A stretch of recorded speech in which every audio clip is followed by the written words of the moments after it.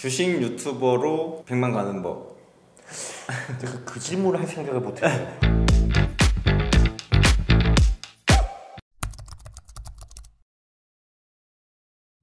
안녕하세요. 안녕하세요. 자기소개 한번 부탁할게요. 네, 안녕하십니까. 저는 강원국입니다. 네, 퀀트 투자 쪽으로 이제 좀 알려져 있는 것 같고요. 네. 그 전에 2009년부터 21년까지 코트라라는 직장을 다니다가 21년에 때려치우고 나와서 지금은 전업 투자자, 작가, 유튜버, 방송인 이렇게 살고 있습니다. 네, 와주셔서 감사합니다. 감사합니다. 안 그래도 제가 황국님에 대해서 최근에 많이 알게 됐잖아요. 네, 따로 예. 뭐 사석에서 많이 만나기도 하고 네. 우리가 사담도 많이 나누고 이번에 책을 어쨌든 냈잖아요. 네.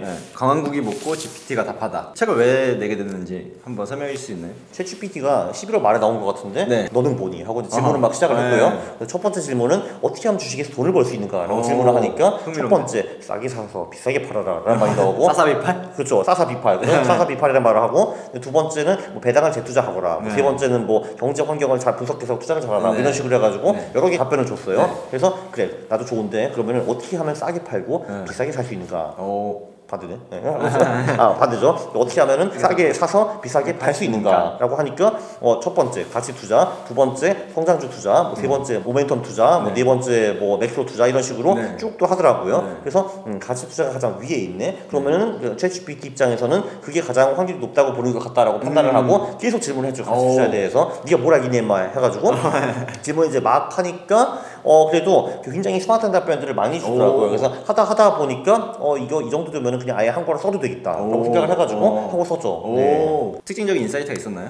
일단 사실 뭐 저도 가치 투자를 이제 알기는 알았어요. 왜냐면 그 퀀트 투자할 때 그 지표들을 뽑을 때 가치 투자자들이 뽑는 기술적 지표를 활용해가지고 퀀트 투자를 하는 거잖아요. 네, 맞습니다. 근데 그래도 제가 뭐 체계적으로 가치 투자를 이제 어떻게 하는가 이런 거 사실 잘 이제 몰랐거든요. 그래서 그 프로세스를 되게 체계적으로 설명을 해주더라고요. 뭐 9단계 정도로 이제 해가지고. 그리고 그 이제 가치 투자에 대한 이제 과거의 슈퍼스타들 그리고 이제 현재 슈퍼스타 이런 정보들도 다 있더라고요. 그래서 그런 것도 다 이제 뽑아주고 해서 저도 나름대로 많이 배웠습니다 하면서. 근데 이제 얘가 말하는 답변과 제가 생각한 것과 일치하지 않을 경우도 좀 많이 있었어요. 그러면 제가 좀 싸우기도 하고 그 싸운 내용도 여기 책에 같이 넣었습니다. 제가 코멘트를 넣어가지고요. 한 200개 정도? 네. 그럼 초고를 어쨌든 4시간 만에 쓰고 책 자체를 이제 완성하는데 한 2주 정도 걸렸다고 하는데 거기서 2주 정도 추가된 작업은 어떤 게 있을까요? 아까 코멘트 작업인가요? 그 일단 어떻게 책을 쓸 수 있냐 하면 그거는 사실 뭐 이 책뿐만이 아니라 딴 책도 비슷한데 일단 제목을 스마트하게 적은 다음에 그 아웃라인과 챕터를 써줘라고 하면 그거 다 써줍니다. 얘가 그래가지고 그냥 차례를 거의 다 써줘요. 그럼 거기다가 제가 이제 그 차례가 얼추 좋다고 생각하면 그거를 그냥 쓸 수가 있고 또는 내 챕터만을 몇 개를 붙일 수가 있죠. 그러면은 그 챕터 제목에 따라서 계속 추가 질문을 내면은 이제 답변이 이렇게 쭉 나오고요. 저는 이제 그걸 영문으로 했어요. 왜냐면 아무래도 영문의 질이 그 국문보다 훨씬 더 높거든요. 아직까지는. 그래서 그거를 받아가지고 번역기로 한번 돌린 다음에 그 번역기가 돌린 내용을 수정을 하면서 거기에다가 그 답변을 보니까 좀 불충분한다고 생각하면은 추가 질문을 계속했어요. 제가 만족할 정도의 답이 나올 때까지. 그래서 이제 그거를 하는데 작업이 한 2주 정도 걸렸죠. 그럼 추가 질문을 더 잘 뽑아내는 이 팁이 있을까요? 사실 챗GPT의 답은 질문의 질과 완전히 비례하거든요. 그래서 좀 복잡한 질문을 던지고 좀 이제 심도 있는 질문을 던지면 심도 있는 답이 나와요. 그래서 저는 사실 그게 제일 놀랐거든요. 왜냐면 그냥 단순한 챗봇 같은 경우는 그냥 이제 A란 질문하면 A가 나오고 B란 질문하면 B가 나오고 또 C란 질문에 또 다시 A가 나오고 이런 경우가 많거든요. 좀 단순하게. 얘는 그렇지 않더라고요. 정말 이제 딥하게 들어갈 수가 있어가지고 좋은데 어떤 질문을 할지 잘 모르겠으면은 가장 심플한 방법은 간단한 질문을 하나 던지면은 보통 얘가 답변을 5개 정도 해주거든요. 그럼 예를 들면 1번, 2번, 3번 답변이 있으면은 1번 질문에 대해서 추가 질문을 던지는 거예요. 그러면은 1번 질문에 대해서 또 5개가 쭉 나오거든요. 그럼 거기서 나오는 질문에 또 답변을 던지고 하면은 알아서 그냥 일반 질문에서 좀 디테일한 질문으로 들어갈 수밖에 없어요. 그게 좋은 방법인 것 같아요. 그러니까 하나를 조금 더 짧게 물고 또 질문하고 그 안에서 나온 답변에서 또 물고 질문하고 요 작업을 하면은 좀 더 심도 있는 대화를 할 수 있다. 그렇죠. 그게 이제 가장 쉬운 방법이고 제가 보기에는 그리고 사실 이제 뭐 두 번째 방법은 내 창의력을 이제 어느 정도 쓰는 수밖에 없는 거죠. 오히려 좀 엉뚱하게 좀 생각을 해가지고 이 테마랑 조금 살짝 벗어난다 하더라도 사람들이 관심이 있을 것 같아. 이제 그런 질문도 이제 할 수가 있고요. 워렌 버핏이 코카콜라 투자 얘기를 하다 보니까 갑자기 진짜 워렌 버핏이 코카콜라만 마시니? 이런 것도 물어보게 되더라고요. 그렇게 해서 챗GPT에 질문에 질문을 엮어가지고 하면은 메인 책 내용이 나오고 이제 본인의 창의력을 가미하면은 거기다가 어떻게 보면 좀 양념을 친다? 이렇게 볼 수가 있는 거죠. 제 생각에는 아마 작가들이 이런 식으로 책을 많이 쓰게 될 것 같아요. 이런 정도는. 네. 왜냐면 사람이 쓰는 것보다 더 빠르고 그리고 어떻게 보면 좋은 정보들이 많이 있을 수 있잖아요. 큐레이션만 잘하면. 네, 그렇죠. 네. 그래서 결론적으로 제 생각에는 작가들이 하는 이제 메인 잡이 그 말씀하시는 그 큐레이션이 될 것 같습니다. 한마디로 그 세상이 듣고 싶은 정보가 도대체 무엇이고 궁금한 게 그 테마가 무엇인가 이제 그쪽으로 이제 어떤 식으로 정보를 정리하는지 그거를 주로 고민해야 될 것 같고 답변은 GPT 또는 GPT와 비슷한 AI 프로그램들이 다 뽑아줄 것 같아요 이제. 네. 그럼 정보 전달용의 책들은 대부분 챗GPT로 대체될 수 있다. 제가 보기에는 그럴 것 같습니다. 네. 진짜 막 교육 같은 경우에도 여기에 진짜 엄청나게 도움이 많이 될 것 같거든요, 보면은. 사실 저도 어떻게 보면은 진짜 한 2주 만에 그 가치 투자의 기초부터 심도 있는 분야까지 한꺼번에 그냥 다 배운 거잖아요. 저 같은 경우도. 그거를 제가 위대한 가치 투자한테 가가지고 설명을 들어야 되는 내용인데, 뭐 저한테 그걸 해주실 분은 사실 없잖아요. 다 바쁘신 분들인데. 근데 얘는 24시간 동안 시간이 있으니까 저랑 놀아줄 수가 있거든요. 그래서 그거는 정말 엄청난 혁신인 것 같습니다. 네. 그러면 이 챗GPT로 세상의 패러다임이 바뀔까요? 사실 이게 정말 재밌는 게 저도 이제 어리석어가지고 이 챗GPT가 세상을 어떻게 바꿀지는 잘 모르겠지만 이제 확실한 거는 엄청난 격변의 시대가 올 것 같기는 해요. 근데 저는 사실 이제 뭐 챗GPT가 터미네이터여가지고 우리 인류를 없앤다 이런 식으로 아니면은 이제 조만간 일자리를 앗아갈 것이다라는 이제 분들도 많이 계시는데 저는 뭐 그렇게 부정적으로 보지는 않아요. 왜냐면 인류 역사를 보면은 늘 이제 신기술이 오면은 그 구기술에 있는 일자리가 사라지게 되죠. 이제 뭐 마차가 이제 사라지고 자동차가 오면은 이제 마차 기사들은 다 사라지고 근데 그분들이 다 택시 운전사가 되는 거잖아요. 이런 식으로 이제 신기술이 나왔으니까 새로운 직종, 우리가 지금 상상할 수 없는 직종들이 많이 생길 것 같습니다. 네. 그런데 구직종도 제가 보기에는 굉장히 많이 사라질 것 같아요. 한 절반 이상 날아갈 것 같아요. 이거 보면은. 네. 그러니까 사실 책을 쓰면서 딱 하나 확실하게 느낀 거는 번역하는 사람은 더 이상 필요가 없구나 이런 걸 느끼게 됐어요. 왜냐면은 예를 들면은 제가 이제 이런 비슷한 책을 가지고 이거를 영문으로 번역하고 싶다라고 하면은 일단 번역기 한번 돌린 다음에 번역기에서 돌린 내용을 다시 챗GPT에 갖다 넣어가지고 이게 좀 매끄럽지 않기 때문에 이걸 좀 이쁜 영어로 다시 수정해줘 하면 해주거든요. 근데 이게 말끔한 이제 작품이 나오기 때문에 그걸로 그냥 거의 완벽하게 번역을 할 수가 있어요. 그렇기 때문에 번역가라는 직종은 제가 보기엔 사라질 것 같아요. 이런 식으로 사라질 직종들이 이제 많은 것 같아요. 결론은 뭐냐? 이제 미래에서 살아남으려면은 지금 당장 빨리 요 AI 기술을 탑재를 해가지고 나도 응용을 할 수 있어야지 그렇지 않으면 내 일자리가 금방 위협받을 수 있다라고 생각합니다 저는. 네. 그러면 투자에서 이 챗GPT를 어떻게 활용할 수 있을까요? 벌써 논문이 좀 나왔더라고요. 챗GPT를 응용하면 자산 배분이 뭐 기존 자산 배분을 월등히 낮다는 또 이런 식으로 논문도 벌써 나온 것 같은데 뭐 저 같은 경우는 이제 이렇게 활용을 할 수가 있더라고요. 그러니까 뭐 예를 들면은 야 가장 위대한 투자를 읊어봐 해가지고 읊어주거든요 걔가. 그러면은 이 사람들이 쓰는 중요 재무 지표가 뭐니 또는 이제 이 사람들이 중요시하는 지표가 뭐니 하면 그것도 뱉어줘요. 그럼 그거 가지고 저 같은 경우는 이제 뭐 퀀터스라는 퀀트 소프트웨어 프로그램을 쓰는데 그럼 그 지표들을 가지고 그대로 내 퀀트 소프트웨어 프로그램을 갖다 붙여가지고 전략 만들어봐 하면은 만들어주거든요. 그러니까 예를 들면 뭐 벤저민 그레이엄 같은 경우는 그 양반이 중요시하는 지표가 뭐니라고 하니까 퍼 있었고 PBR 있었고 ROE 있었고 부채 비율 있었고 그거를 그 한국에서 퍼 낮고 PBR 낮고 뭐 배당 수익률 높고 부채 비율이 낮고 그리고 뭐 ROE가 높은 기업들에 투자를 했으면은 얼마를 벌었니? 그럼 백테스트를 딱 해주고 그럼 이제 연봉이 뭐 30몇% 나왔어요. 소형주가 해보니까 오케이 콜 하면은 그 전략에 맞는 종목을 뽑아내고 이런 거를 할 수가 있어요. 이게 이제 설명해서 복잡해 보이지만 실제로는 5분밖에 안 걸려요 이게. 네, 그래서 이런 거를 할 수가 있죠.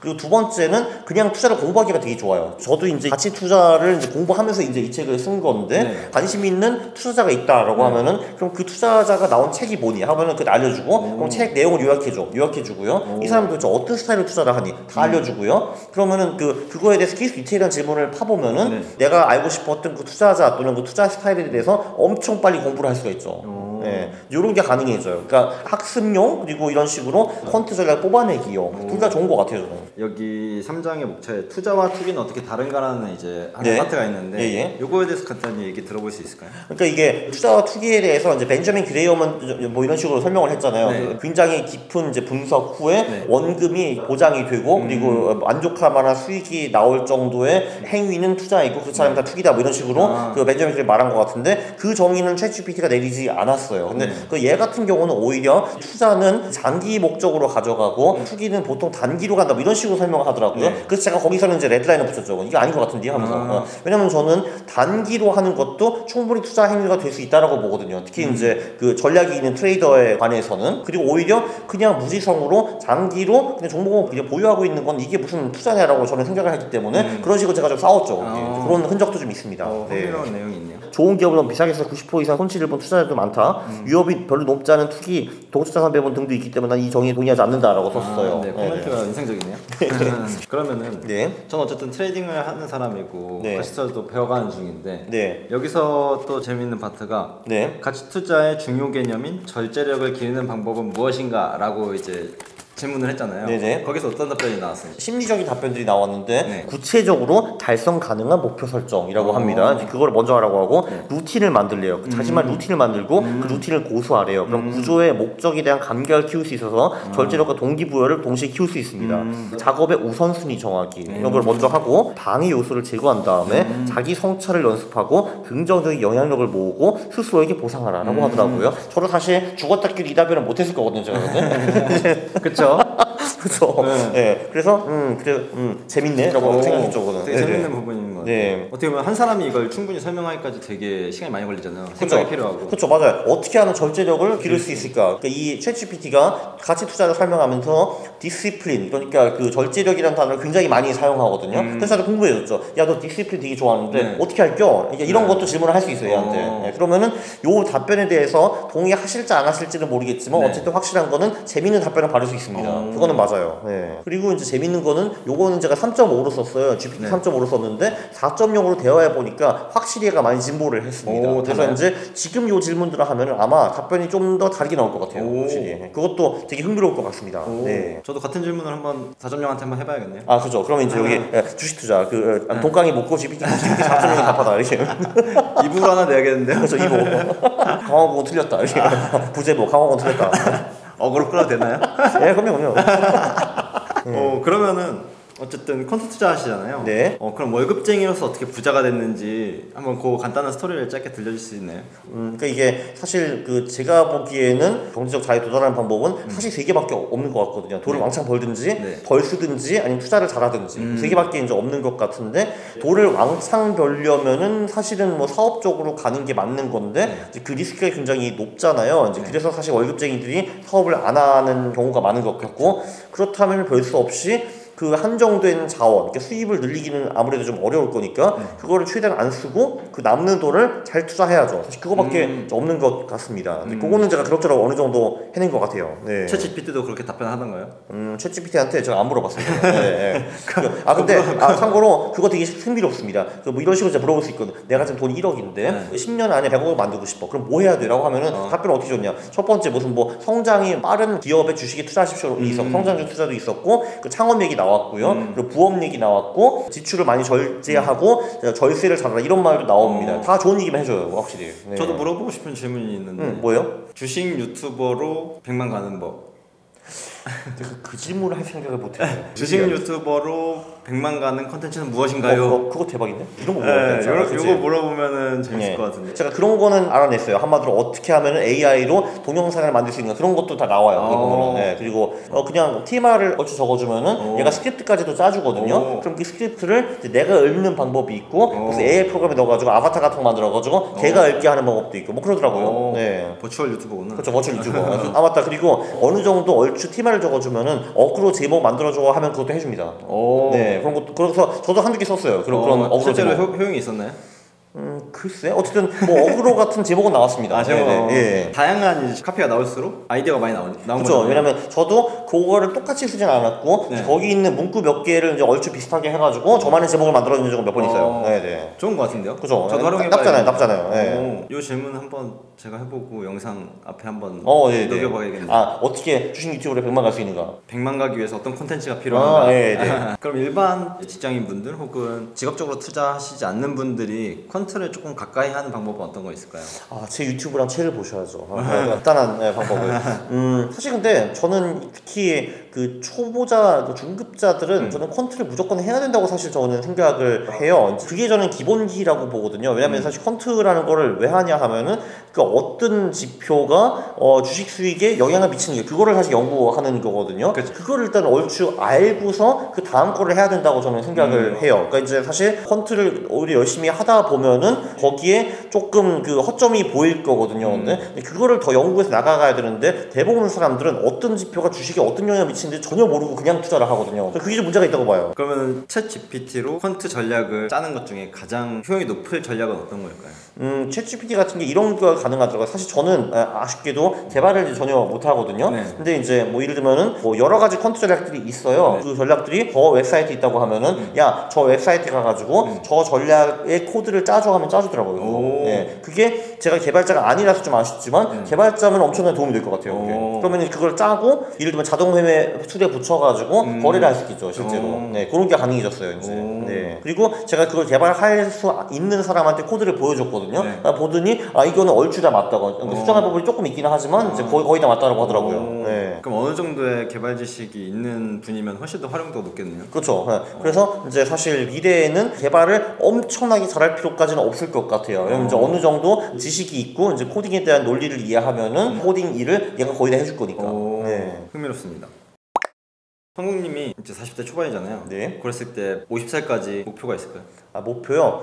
일단 그 10년 동안에 자산 10배 불려야 되고 100권을 10년 동안 쓸 수 있게 모르겠네요. 그래도 한 10년, 20년 걸릴 것 같고 그리고 영어 유튜브 만들어가지고 글로벌 관종이 돼야죠. 1000만 명 가야죠, 1000만 명. 1000만 유튜버가 요즘 사석에서 많이 얘기하죠. 1000억 벌기랑. 저는 뭐 꿈이 작아가지고요. 이 정도 입니다 그냥.